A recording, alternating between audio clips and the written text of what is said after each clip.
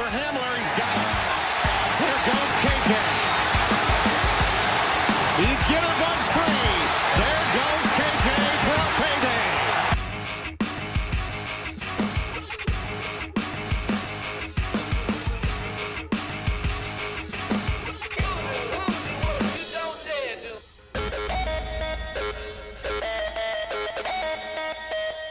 Play action to Slade, and this is KJ Hamler on the edge. Shows his burst. Hamler makes it.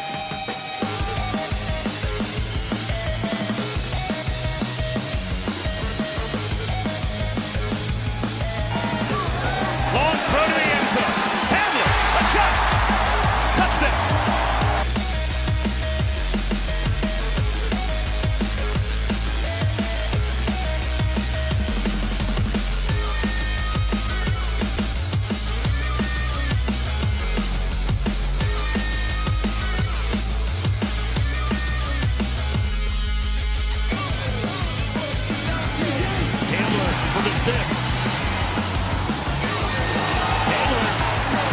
Bounces it out left. KJ Hamler. KJ Hamler.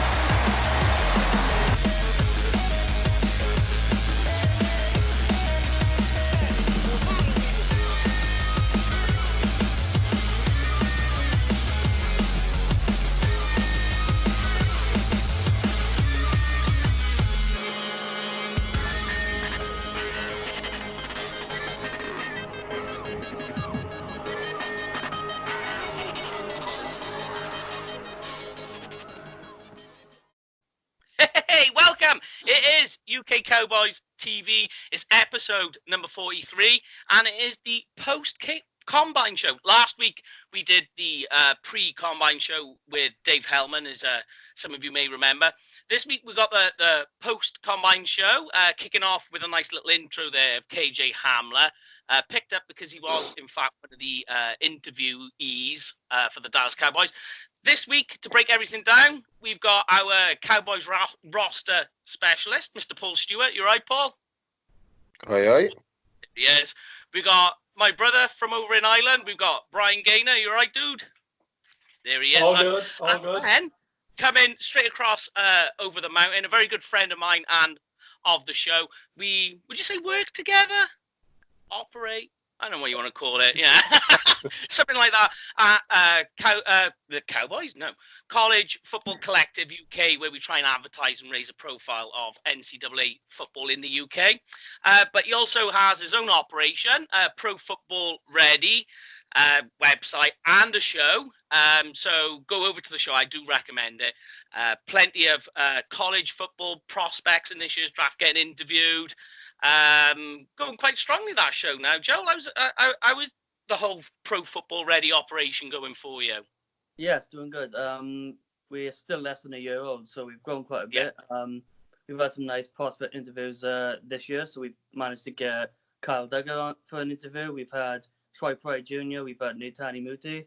So we've had some nice prospects to sort of join the call. So Yeah, and the guys on the show as well, they're all good. They seem quite some characters. Yeah, they're very good, very educated. They have great eyes. So I trust them a lot, really, with what we see on tape. A couple of the guys from the Scouting Academy as well, so which is really good. Anyone who's listening and you're into scouting and so you want to get better at, I do recommend the Scouting Academy. It's brilliant. Definitely do recommend Scouting Academy. It is worth every penny, I would say. I never knew about it until you mentioned it to me a couple of years back. So, yeah, it is a huge help. But let's break down the Combine before we get into a Scouting Academy conversation. Yeah, as they always say, you never want to get scouts talking together because they never shut up. So we do apologise, Paul and Brian. But first of all, I want to get the question out. I'll ask you first, Brian, and I'll come to you, Joel. The feel the new setup of the Combine. So obviously it's prime time in America, a lot more drills, less interviews, seemed a bit more choppy. The general feel for the Combine, how did you find it? I think it went well. I was pretty happy with the idea that they were reducing the number of interviews and giving them that little bit longer with it. Yeah. it just gave you that, I think it was only 3 extra minutes, but it just gave you that little extra feel for a player, whether you wanted to bring them in for an official 30 visit. I know this year for us, we have an awful lot of guys who can attend Dallas Day, who are from the state of Texas, so that's going to help us in our interview process. I think it's good to get the drills, but then, as we say, an awful lot of the top guys are tending to sit out drills now. So you're going to have to rely on the pro days at their colleges. So, look, it's the first year of this format. It's going to take time to bed in, like everything. But I was happy enough with it. Yeah, I already know the answer to this question, but I'm going to ask you, Joel. What do you think of the new format, if you like, for the combine? For me, I do like the interviews to be a big part of it. I think. Yeah. In general, testing tends to be, obviously it's a big part of the comments, the testing, but when it comes to your sort of opinion on a player, it's only a small fraction of players that you tend to have to scratch your head and go back to the tape. Otherwise, everybody else is sort of, I knew they'd test like that. I knew they'd be that fast. I knew they'd be that agile. Whereas I find the interviews and the medicals are the biggest part of the combine. Those are the bits that you really need. My biggest dig of the combine setup is the times of it. Yeah. I think it's quite unfair on the prospects as well, but they've got to sort of run and do all these drills at 10, 11 o'clock at night. I mean, that's a bit harsh on them, to be honest. Middle of the day, much easier. Let them test and don't worry about the people watching at home. Really, it's not for them. It's for the teams. Yeah. I mean, there was a lot of talk, and I've spoken to a couple of people who were over there actually in Indy. The general feel from not just the prospects, but the scouts and the coaches was that they weren't a fan, really, of it being so late. And, you imagine these guys, they're getting up in the morning, they're having their breakfast, they're training, they're warming up, then they're running a 3-cone at midnight. That's a long day. And people are saying about the injuries, and it's like, well, if you're sitting around all day, you're getting up in the morning, you're sitting around and doing nothing. Well, these things are bound to happen. And they're also talking about how staggered it was, because obviously, because it's on TV and CBS and all the rest of it, there's a lot of cuts and breaks, because obviously they're going to adverts and, all the rest of it. I get a feeling it may not stay that way. Yeah, what were you going to say, Paul?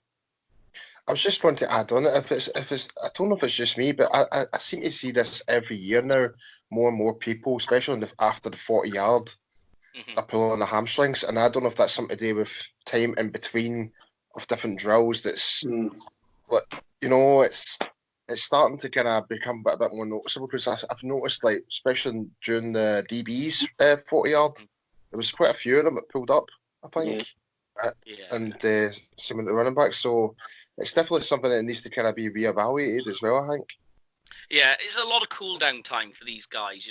Me and Joel were talking about it over the weekend, saying, you got to feel, more than anything, the thing that you feel more rough about is that it's the prospects. That they're the ones that are going through this process, trying to deal with everything that's going on. But in the case of the UK crowd, I'll ask you first on this one, Joel, because I know you stayed up to watch it as well as I did. Is there anything worse than having to stay up at 11 o'clock at night until 4 o'clock in the morning watching the combine?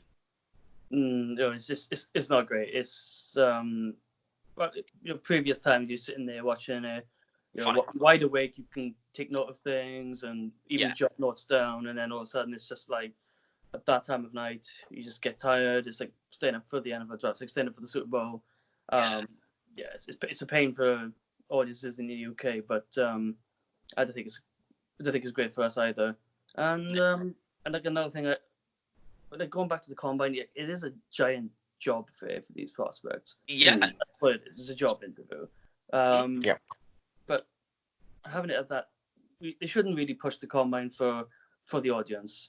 One thing I have a problem with, it's going to be possibly going to happen in future, is where you're going to see the combine move to different cities, like the NFL draft is right now. I think that is going to be the future for the combine. So it's going to be sort of goodbye Indy, and it's going to be eventually all over the states, different stadiums. Vegas possibly being one of the next destinations because the new Raider Stadium. So interesting sort of format of young prospects being in sort of a gambling environment around them, trying to try to so No, that is positive. We'll test their sort of. It's just to add something on top of that. As well. It's like it is definitely becoming a lot more televised, which is kind of affecting everything right now. It's like same with the draft as well. It's like, does it really need to be over televised as such?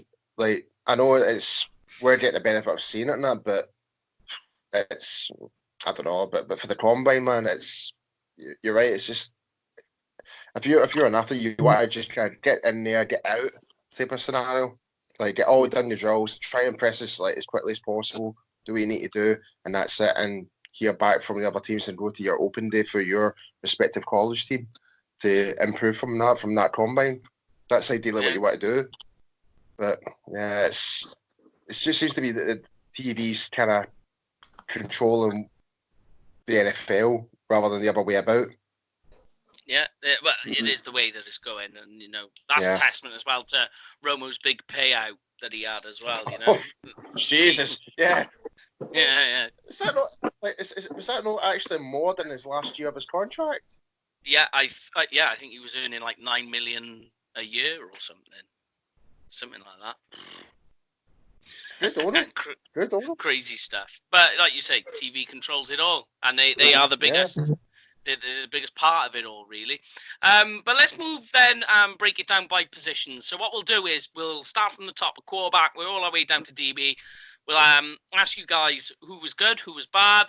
We'll ask Paul how that fits into the Cowboys roster, since it is UK Cowboys TV. So I'll start with you, Joe. On quarterbacks, now I made like a ton of notes. Some of them I don't even understand myself. Like you're saying, scribbling at like 3 o'clock in the morning. You're kind of like this stuff. Yeah, I've got fluid drills for Hurts. I haven't elaborated on that, but that's all I put. So there we go. He had fluid drills. But I'll ask with you, Joe. Who were your standouts at the quarterback position? Well, considering who we had performing at the combine this year, I'd have to say that Herbert's a standout. Sort of composed himself well, threw well. Just sort of had to do what he had to do to make sure that he's considered for not only quarterback 3, but depends on how teams feel comfortable with Tua. Maybe he leapfrogs, becomes quarterback 2 in the draft. You just don't know what's going to happen. So it was important for him to make sure he just stays focused and throw well. But you can also say the same for Jordan Love. He's staying there. He's making sure that he's not falling behind the race. So those 2 guys for me are sort of on their own tier, just below the top 2 guys. So for me, those are my 2 standouts. Okay, yeah. I mean, I put that about Herbert as well. He is a self-confessed introvert is the best way to describe his personality, and he needed to come out and say, like, to put himself into stretch in his personality and say, look, this is me. I can be vocal. I can be noisy. You saw it a bit in the Senior Bowl, mind, where you started to see him get out of that shell. So I agree with you. I put Hurts as well as a standout. A weird one where I've put one in is Tua, is that his medicals came back good, apparently. So that was the biggest thing for him. Yeah, but on the flip side, he interviewed bad. I get a lot of that from them. I wonder, though, I don't know what you think, Joel. Do you think perhaps his bad interview or, when he's been having talks, that having anything to do with the fact that he's been in hospitals for like 3/4 of a day? And he's just tired. Yeah, they say it's really bad, but to me it was just nothing sort of stood out with him. Like, really sort of worried about the prospect as as leading the team. So nothing I'm really worried about.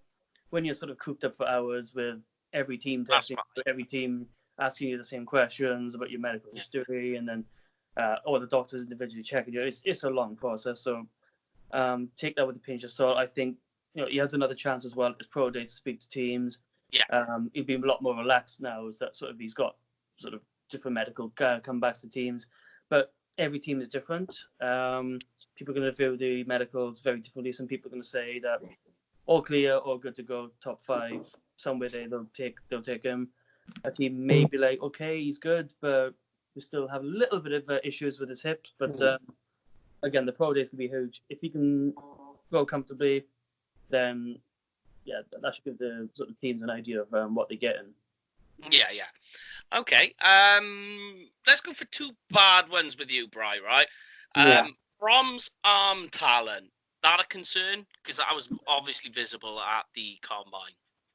Yeah, it is, and I mean this kind of goes back. I think it was about 3 weeks ago we were talking about potential quarterbacks that we could look at, and I said Brom was a concern for me that he played behind a more or less NFL offensive line, and just didn't have the production, didn't have the arm. So I think that's going to see him slide further down the board than he already is. I think a lot of projections I'm seeing of him were late second, early third, and he could slip further. Yeah, definitely. I mean, in terms, Paul, of quarterback, any of these guys that we're talking about worthy of a Cowboys roster, or do you think that perhaps taking quarterback, I mean, we're talking more specifically backup quarterback, obviously. Yeah. Is it worth looking into the draft this year, or would you pick up a free agent? Would you re-sign Cooper Rush? Or was there anybody in the combine or anyone we've spoken about and you think, yeah, okay, maybe he is worth picking up late in the later rounds? I was kind of hoping From would have been something to maybe look at, but like Brad said, based on his performances on the combine and that, it could slip further down. Who knows? He could well improve back in his open day with his college team. So we don't know. But if we were going to get another quarterback, it'd be in the very late rounds. Because obviously we've got Cooper Rush. I'm just trying. Who was the quarterback that we drafted? Mike White. Mike White. That's the one. That's one. Mm-hmm. So there's always going to be some quarterback. I would say roughly maybe the 6th or 7th round. I think we might draft possibly. Yeah, like a full developmental. I mean, it would have to be 7th because I don't think we have a 6th round pick. We don't. Well, it would have to be the 7th then. Because the reason I'm saying that is because we're going to be Dak and Cooper Rush. We don't actually necessarily have any other quarterback to compete for the backup role. So, but we do need our quarterbacks to come in to give that competition to fight for that backup role. So we do still have Clay Thorson though. He was signed to a futures contract. Yeah. Now I don't know what the plan is for him, and obviously like that, you always need a scout QB on your practice squad. So. But I think what I heard last night, I think, was they were going to put a tender on Cooper Rush to keep him about. So I'm not sure what round tender it was, but they were talking about a figure of about $2 million. So I don't know if that's a 3rd or a 4th round tender, but it's interesting. I didn't expect that. Yeah, fair. That's a good point. But in terms of running back, Paul, and then we'll start breaking the running back, and then we'll start breaking the running back position down, good and bad. Is it really worth the Cowboys looking at running back in this draft? Maybe it's an undrafted player, maybe possibly. Yeah. I don't see us risking an actual overall draft pick. For a running back when we've got Tony Pollard and obviously Zeke. So I really don't see that potentially happening unless it's a undrafted free agent. So other than that, or unless we pick someone up from free agency that can just be coming as a backup, don't know. But just on a wee bit of a side note, Keith Smith is back as a free agent, and there's been talk about and this is my question. How many times on and off the roster? I know, but I just want to ask you the question: would you guys bring him back? That's what I want to know. Why not? I mean, he's got a lot of heart. There is no player, maybe Dak, mind you, who is probably the only other player who has such a massive heart for the game.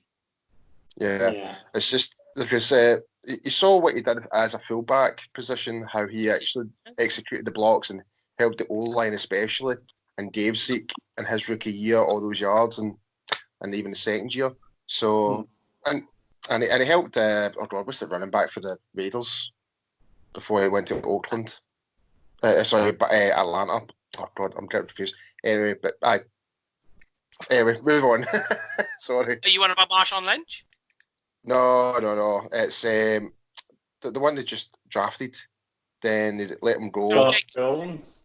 Josh Jacobs. Josh Jacobs. He did well for him for a wee while. Then obviously he went to Atlanta and helped out greatly for Devonta Freeman. So he's capable of doing the job. So yeah. Okay. And I think so I'm gonna ask you, Joe. Right, out of all the running backs, do you think Cam Akers made the most money in the combine? I wouldn't say most money. I'm not entirely sure there because I've got him as being my most standout, the guy who probably jumped up the most. I think he stood out. I don't think he's going to jump up too much, only because those top tier guys for me are pretty stacked already. Whereas they are pretty cool, yeah. I don't see NFL teams may have him ranked over like Dobbins, Swift, Taylor, and then Edwards-Helaire is the other guy who I've got ranked higher.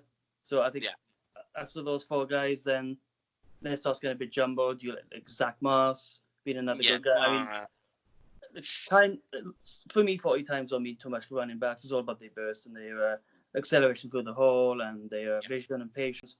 They're all much better than 40 times. I think a lot of people reacted to Devin Singletary last year. He ran a very slow 40, and I said that's not his game. He's more about his burst and how elusive he is in the midfield and is able to cut and make people miss. And he showed that in the NFL. The transition's been fine. So someone like Zach Moss, he plays an excellent contact balance. He's got good vision. He's hard to get down. He runs hard. He's a good running back, in my opinion. So regardless of the 40 time, I think he'll do just fine. But do the medicals not concern you with Zach Moss? For me, if it's lingering, like it's going to be like, if any injury history that's concerning, and they think it's going to be a future problem, then it's something I have to think about. I don't have a team doctor with me, so I don't know what's. But from what from what I know of, if everything's fine, I've got no problem with drafting him. Yeah, it's the only thing that concerns me with Zach Moss is the medicals. I agree with you; he's a great player, but it is a concern. I think if you see, because obviously we'll never know, but if you see him slipping down in the draft, then obviously it's become a concern amongst the GMs. But the one standout that was obvious, I mean, we may as well go there because it was obvious, is Jonathan Taylor's combine. I mean, that guy is inhuman. Even his hops were crazy as well. AJ Dillon was just the same, mind, apart from his 3-cone. But is there anyone for you, Brian, that stood out and didn't stand out for the running backs? I know it's not really a major thing for the Cowboys. I'll be honest and say I didn't even look at the running backs because like that, we have Zeke, we've Tony Pollard, we've a club option on Jameis Olawale, and you've Jordan Sean on the practice squad. So I don't think we're looking at adding a running back. I'd agree with what Paul said. I'd have no problem taking Keith Smith back because he's the kind of guy you need around the locker room, and if that meant letting Olawale go, I'd have no problem with it. But I don't think it's something we're looking at. I agree. Yeah. I mean, the Cowboys in me made me not care about the running backs, but the scout in me just unable to stay away from them. I love scouting running backs. It's so much fun. But let's move to wide receiver. Yeah. Something that obviously Cowboys are looking at, and they have interviewed a few wide receivers. One, KJ Hamler from our interview. Another one, Pittman. They interviewed as well. Great wide receiver. But really, I'm going to ask you, Joel, straight off the bat. I know who you're going to pick, but who's your biggest standout from the wide receiver position? All right. Well, for me, it's Justin Jefferson, LSU. Okay, that's fair. The reason why is because and doesn't look that fast on tape. So to me, he wasn't so much of a burner. Not saying he's slow because he runs well. He's got enough speed, but to run that sort of 40 time, that was quite a surprise. He just looked so well doing the drills, just naturally catching the ball. This is why he's sort of like the very top of my receiver ranking tier outside the top 3. So we know everyone's got pretty much the similar, top 3 guys. Your CeeDee Lamb, Jerry Jeudy, Henry Ruggs. But after that, that's when Justin Jefferson tops the rankings for me at a second tier, and he just looked really, really smooth during the combine. But so, where have you got Justin Jefferson in your rankings? Right, wide receiver what? 4. 4. Wide receiver 4. He's the 4th receiver in my rankings. Okay, yeah, because I might have to move Viska after his combine, after what I'm hearing. But I've got one for you. Is 6.66 seconds for a 3-cone inhuman? It's yeah. For Denzel Mims, it's superb for that sort of body type, that size. He's someone who's going up my rankings. He's actually made wide receiver 5. Yeah, but it's not just because of the comment. I'm not sort of overreacting to. But it's his Senior Bowl sort of really topped that up. So you look at the tape back, the Baylor tape. Anyone who plays at Baylor, you're not going to run the most elusive route tree. Probably, it's quick slants, quick short hitches, all that sort of thing, or just fades. You're not going to be tested well in the route tree. But looking at the Senior Bowl, how well he just got open on different routes, and he was tested at the line of scrimmage, got open fine. His releases are really smooth and good. And just to me, being a big guy who on tape we saw him as a guy who goes up, gets the ball, he's a big guy, but able to add that part to his game as well, just to show how much better he got at the Senior Bowl doing that. Plus you add on the the agility times and the speed times at the combine. Yeah, he's going to be. I just don't see him. Leaving second round at all. I think he's going to be drafted somewhere there. Yeah, I agree with you. First round for some teams. Depends on what they're looking for. Yeah, it very well could be going in the first round. It's more than anything. I think the thing that's appealing to him is not just his size and the agility, because his speed was good as well. His 40 time was amazing. Exactly. But he's got this massive catch radius. And a lot of people were saying, well, why didn't the Cowboys interview him? Well, he's Baylor, so he's going to be there for Dallas Day. So they will get a chance to see him. So why waste an interview when you can get him for free? One of the players we spoke about during our offensive show, I think it was the second episode of the draft shows, we talked about Laviska Shenault. Is he off your board after hearing about the injury concerns, Brian? Yes. He's off completely, yeah? Yeah, gone.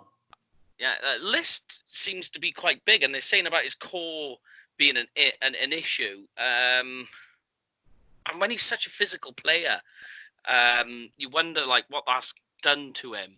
Whether that's a huge injury. But here's one for you. Agree or disagree? Chase Claypool is a tight end. I'll ask both Brian and Joel this. Okay, straight away I'm going to say I disagree. Thank you. Thank God for that. I think he's a hybrid. I think he's one of these pass catching tight ends. He's not a tight end in the classical mold. No, he's definitely an inside-outside guy. Definitely, you can play him inside-outside. It's entirely up to you. But he's not all I'm hearing at the moment is, his size, his speed. Imagine it. You can put him in tight end. I'm like, no. I just get killed. Considering he's already a wide receiver, just call him a big slot if you want to. I mean, he's a decent blocker as a wide receiver, but I'm not going to put him close to the offensive tackle on the edge and stop being up front with some big guys. That's not what I want. I'm going to put him out there, catch and passes. That's what he wants to do. That's where you should put him. Big slot, and then work him outside over time. So that's what I would have him. Tight end, it's these sort of receivers in the slot. A lot of tight ends are almost wide receivers themselves, so it's kind of a fine line, but since he's already playing a receiving position, I'm not just going to sort of call him a tight end. Yeah, definitely. I mean, especially when you think he hasn't even played tight end. And then you want to stick him in the NFL against some of the best and go, yeah, go and try play tight end now. I can't see it. But talking to tight end, we'll move to them. Right, I'm completely at a loss for the tight ends at the moment. I told you, Joel, who I might put as my number one, but we'll get to him in a moment. But for me, looking at it completely, I'm hot off the boil. I'm saying nowhere until round 3 should a tight end be taken. For you, Paul, would you think taking tight end in the 3rd round is an option for the Cowboys? Potentially. It's really hard to say, but I think with Jarwin now, it's unlikely. And also, we didn't cover the wide receivers as well with regards to the draft. When it comes to wide receivers wise, I don't see why not, depending what the situation, if we're going to get Cooper re-signed or what, we don't know. Yeah. It's still a lot of uncertainty at this moment in time when there's no deals been done yet. So potentially for that. But back to tight ends, if we were going to go with a tight end, I think it will be a much more further back down end of the draft. Because we've got further again, because we've got Jarwin. Yeah. And I think everybody's kind of happy how he's progressed over the year. Like it just needs more. It just needs to be more in the field now. That's it. Yeah. No, I agree with you. And they put actually got the news come through this morning. They put a 2nd round tender on him. Yeah. That tells you what they think of him. Yep, absolutely. Yeah. Are you in agreement then, Joel, that 3rd round should be should be when a tight end is taken? And if so, who would be the first guy off your board looking at that? All right, I would say possibly near the top 50, sort of on that border. Only 2 tight ends I would go close to that, and then after that it's a big drop off to me. So two guys you can go for. You can either go for Notre Dame's Cole Kmet. Yeah, my number one. Actually, kind of reminds me of that sort of Witten type of player. Goes up, get the ball. Not the most sort of. He doesn't have that sort of explosion in of his breaks. He's not that type of guy, and I think his agility sort of his 3-cone sort of tells you that as well, and you do see that on film. But he's a good player, from where you want to take him, that sort of range. And then you got Adam Trotman from Dayton, who's another excellent player. So again, people say about the 40, he's not a burner on tape, but that sort of 3-cone that he pulled off is what you see on tape. That in and out of his break, he's quite elusive as well. Again, he's another guy on film who goes up, gets the ball. He's a good receiver, and Trotman sort of edges a lot of the tight ends to me with his blocking. I think he's a lot better than quite a lot of them, so that he brings that to your team as well. So he may be able to get early starting reps as sort of a move blocker, then get him into more of an expanded role once he gets into a team. So for tight end, for the Cowboys, 3rd round probably makes sense. Only because position-wise, I think I'd have more sort of priorities in rounds 1 and 2. Yeah. And if the board tells you have to if the board lays out and you have to get a tight player on your board, then fair enough. But we switch draft sometimes. But like I said, we've got too many needs for the top half of that draft. And going back to the receiver talk, I think I want to put this scenario up there, and I want Cowboys fans to really sort of picture this scenario. So let's say Cooper does not sign. Yeah. He's sitting at 17. Henry Ruggs on the board. For me, I'd sprint to the podium with that card. I love Henry Ruggs.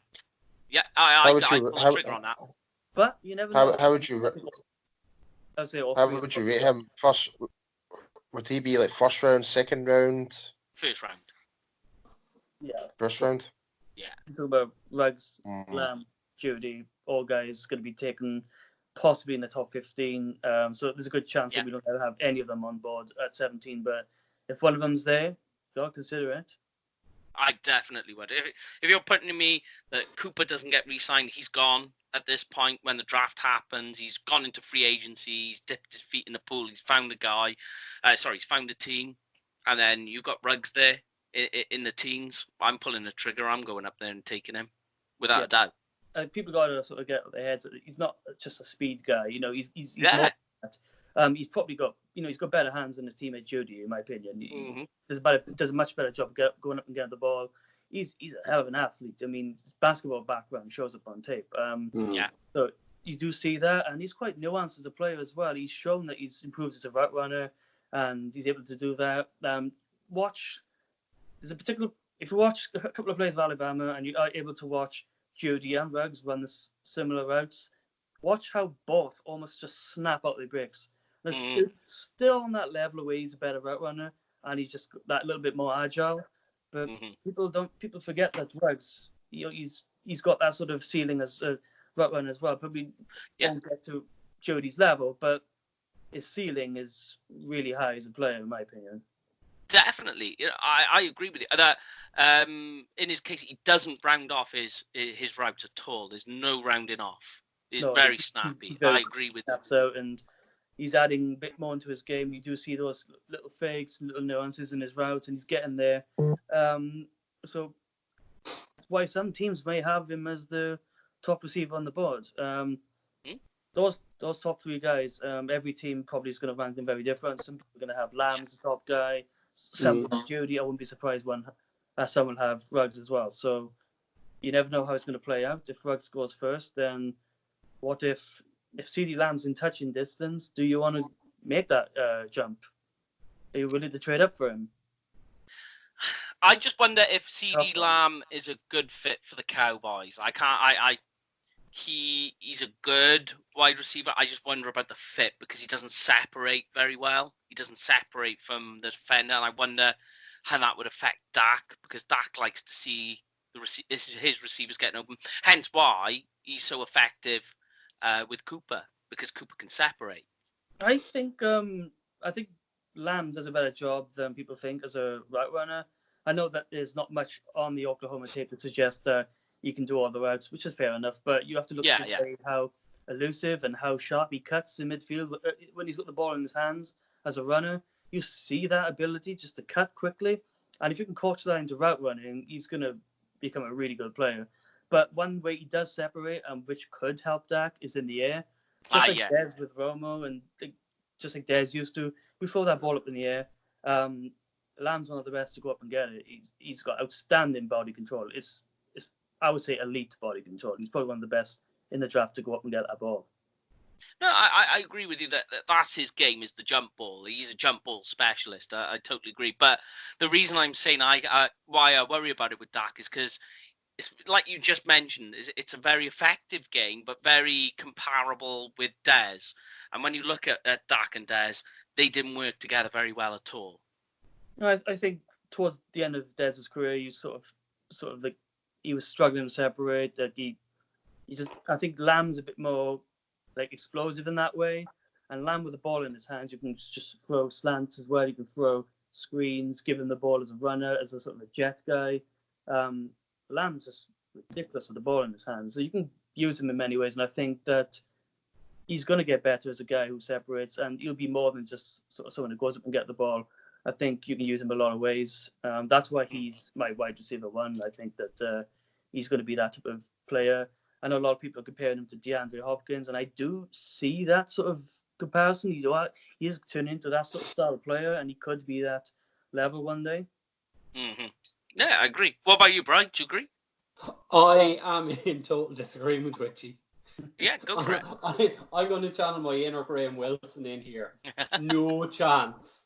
There's absolutely no chance we're taking a receiver at 17. Mike McCarthy doesn't draft skill positions. He's all about defense, and I think it's a pipe dream. I think we're going to get Dak done beforehand, and the franchise tag is going to come in for Cooper. Yeah. There's no way we're going to allow Cooper to walk. I have to agree. I have to agree with you, Brian. Because, I think everybody knows what my top priority would be, but we'll get into that further on with the positions. No, we'll do that next. I mean, because offensive line was pretty obvious. Becton, Wirfs, freaks. That's all we need to say on the offensive line. That those 40 types are easy. I've never seen a guy. Oh, what was it? Is he over like 300 pounds? Ran so fast in my life. He's 350 pounds. Yeah, that is just ridiculous. I mean, the fastest 40 I've ever did in my life was 5'5". The fact that a guy like pretty much double my size could run that is just ridiculous. It was ridiculous. Oh. But talking of ridiculousness, it happened just much the same on defensive line. So we'll jump on that one because defensive tackle was actually, if you look at the interview list in the Combine, the Cowboys have pretty much shown their card where they're going. Because, I mean, the majority of their interviewees were defensive tackle. I'll let you jump in, Paul, because I know you like defensive tackle because you played it yourself. Neville Gallimore. Neville Gallimore. No matter what. Gallimore. Yeah. So you were just saying a guy so fast, Neville Gallimore. Right, he's more than 300 pounds, and he ran a 4.79. It's my boy. I know that's your boy. Yeah. I mean, there's Justin Matabuke. He wasn't that far off. He was 4.83, benched 31 reps. That's pretty good. That's pretty impressive. Anyone else stand out for you, mind you, Joel? Anyone else on the defensive line? So those are the sort of guys I would sort of wish the Cowboys could draft. So if it was like, the Matabukes, Ross Blacklock, for example, from TCU, another good player.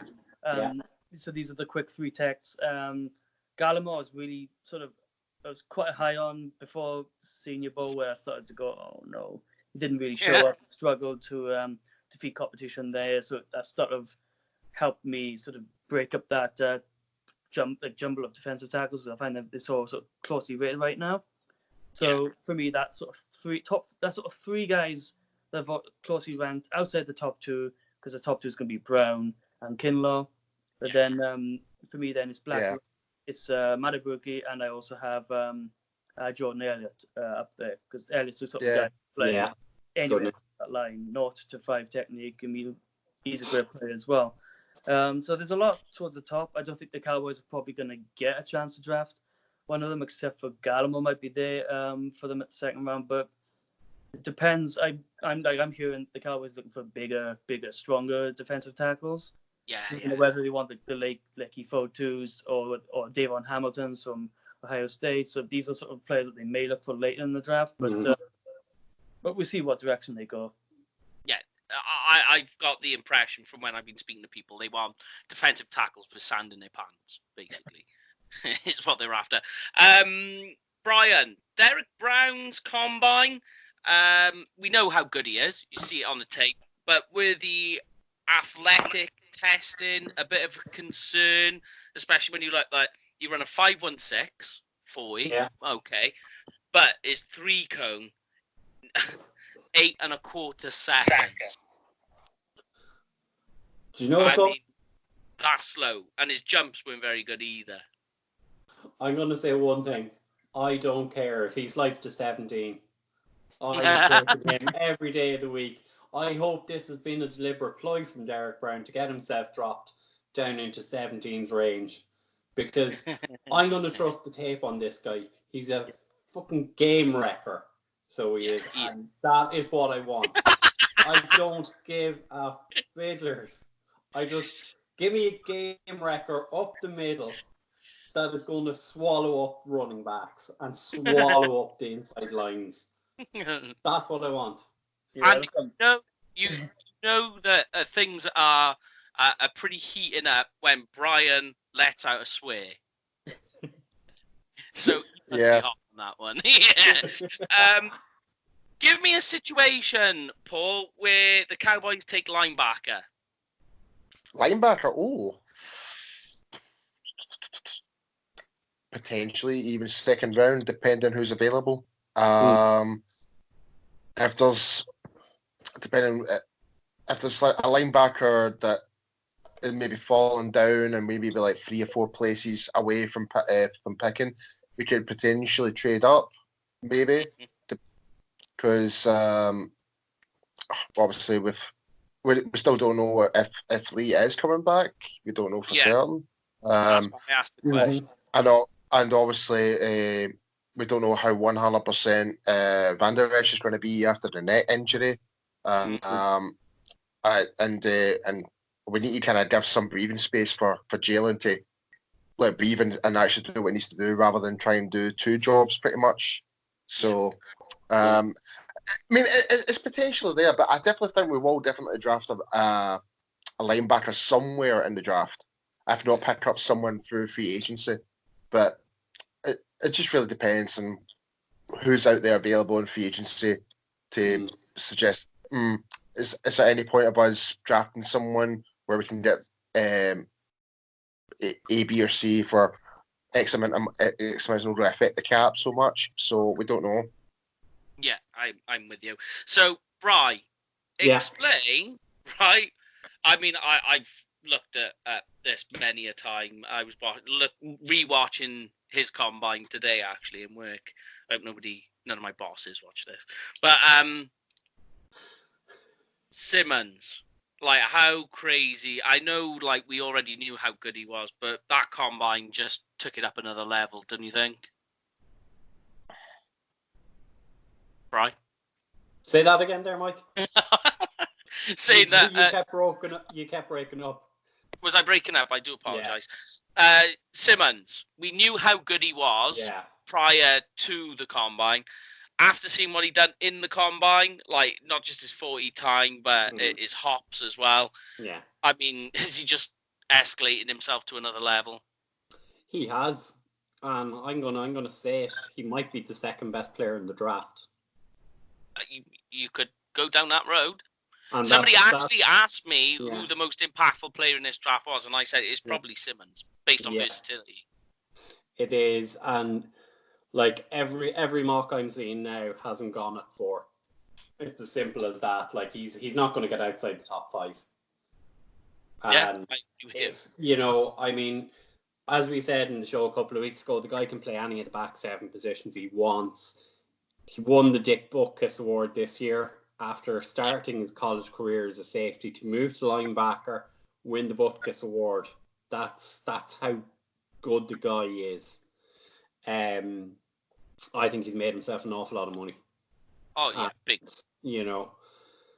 He's another one of those guys. He's like Derek Brown. If he came anywhere near our range, I'd move heaven and earth, but he's not gonna. Yeah. I think the only disadvantage, I don't know what you think of this, Joe, right? The only disadvantage with Simmons is that I think any team that drafts him need to have solidified in their mind before they know that they're going to take him, how they're going to use it. They need to have a plan, how they're going to put him into the roster and how the roster is going to work, that defense work around him. What do you think? Yeah, I know what you mean. I guess if they do pigeonhole him to one position, I mean, he'll do it well regardless. But the best situation for him would be a really creative defensive coordinator that decides to use him all ways that they can, because that's his game. I mean, you just use him the way every team wishes they could have. You playing a team whose tight end happens to be one of the best in the league. Great, put him on the tight end.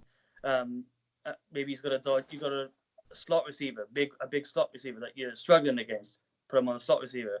Put him at single high. Put him in the box. Play him at linebacker. I mean, he just does everything, and he does it so well. So, no matter, you're going to play different teams every week.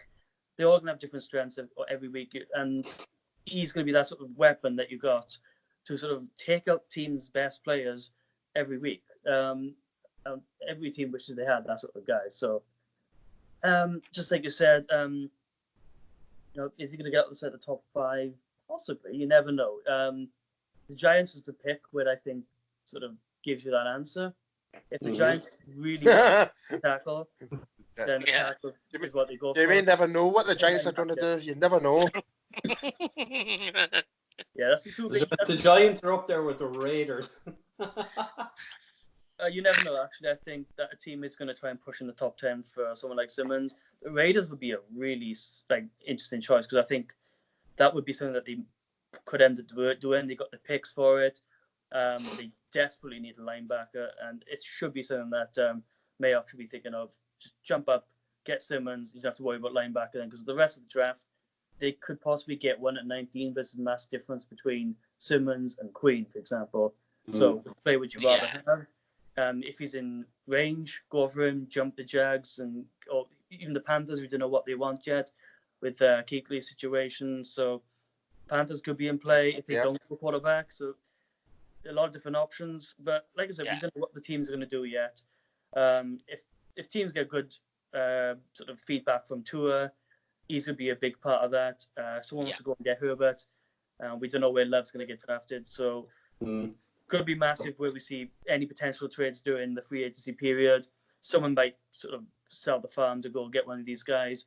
So that could push players like Simmons just a little bit further down, but not outside the top 8, in my opinion. He's just, 8, top 7, let's say. So I think that's going to be in that range where he could get drafted. And I think if he gets to 7, Jags are going up and they're going to go snatch it. Yeah, I think someone's going to move up. Yeah. That's it. Without a doubt. But let's move then to a position that we all, I think, agree the Cowboys definitely need, defensive back. So safety and corner, both an issue.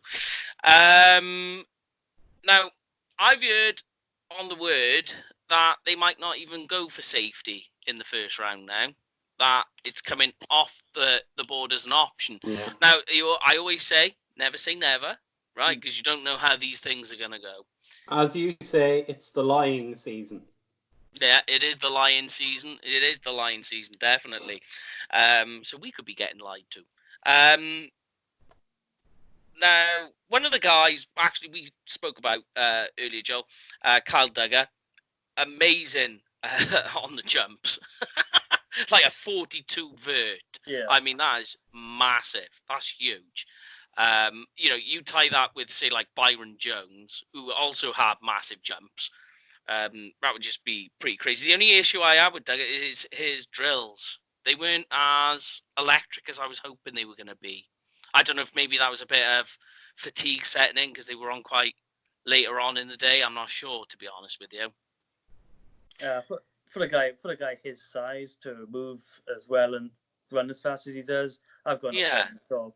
The biggest concern always with Duggar was never sort of about him. It's more about the fact that he's going from Lenoir-Rhyne to playing at the Senior Bowl and then going to the NFL. So these sort of stages. And he's checked every box so far. I mean, you look at the Senior Bowl and he just played really well. Senior Bowl, he showed he'd be able to cover, the tight ends and he can play out. You can probably play outside for a couple of snaps. He's that sort of player. And I know that some teams are thinking of putting him as an outside linebacker, sort of the sideline guy, if he packs on a little bit more. But for me, I think you can move him around quite a few places. So I think you can play strong safety, play him in the box. I think he can play free. He's got the range. He's got the speed. A nice sort of all-round guy. Probably never going to be in play for the Cowboys at all. So you don't draft him that early, perhaps. But he's not going to make, the second round pick. I think he's going to be off the board long gone. Yeah. I mean, I to be honest, we were speaking to Dave Hellman, and he just didn't see them being a Cowboys pick. Do you know what I mean? It's not that the sort of route that they would go. Yeah. Anybody in the combine, Brian, that stood out to you on defensive back? I've got CJ Henderson. He stood out immediately to me. If you got the safety, Anton Winfield Jr., he's another guy who stood out. Yeah. Anyone for you? In terms of defensive backs, I'm not even looking at safeties. I'm taking them all off the board because I just don't think we're going to draft safety. I think we're looking at corner. Okay. And I think right now the choice is going to come down to 2 players, and that's Christian Fulton and Trayvon Diggs.